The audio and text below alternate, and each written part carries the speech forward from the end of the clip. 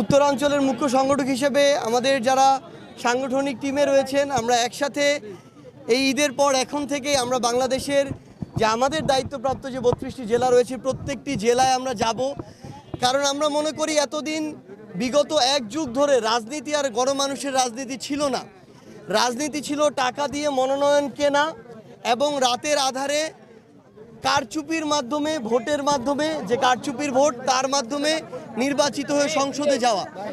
কিন্তু এখন যখন আবার জনগণের রায়ে নতুন করে আমরা বাংলাদেশের নির্বাচনের আশা করছি, তখন আমাদের জায়গা থেকে আমরা মনে করি আমাদের জনগণের কাছে যেতে হবে।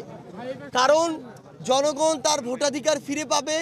আমরা জনগণের সরাসরি ভোটের মাধ্যমে নির্বাচিত হয়ে জনগণের প্রতিনিধিত্ব করতে আমরা সংসদে যেতে চাই।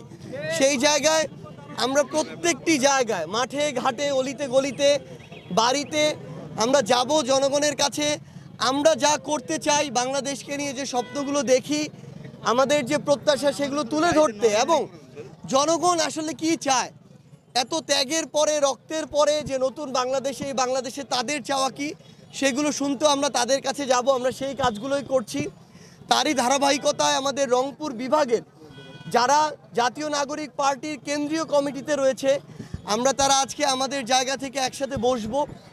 আমরা আজকে থেকে আমাদের এই সাংগঠনিক যে কার্যক্রম সেটি শুরু করব। সেই লক্ষ্যেই আসলে উত্তরাঞ্চলের মুখ্য সংগঠক হিসেবে আজকে রংপুরে আসা। এবং আমরা আমাদের জায়গা থেকে মনে করি যে আমাদের চোখের সামনে ওই জুলাই আগস্টে যে রক্তাক্ত নিথর দেহগুলো ছিল, লাশগুলো ছিল, সেগুলোকে যদি আমরা সামনে রাখতে পারি, তাহলে আমরা এই 24শে জুলাইয়ের অভ্যুত্থানের যে স্পিরিট, সেটা থেকে কখনো বিচ্যুত হব না। এবং আমরা জনগণের চাওয়া অনুযায়ী আগামীর বাংলাদেশে কাজ করে যেতে পারবো। এবং আমরা যদি জনগণের জন্য কাজ করতে পারি, তাহলে জনগণই আমাদেরকে তাদের রায় দিয়ে সংসদে নিয়ে যাবে। আচ্ছা।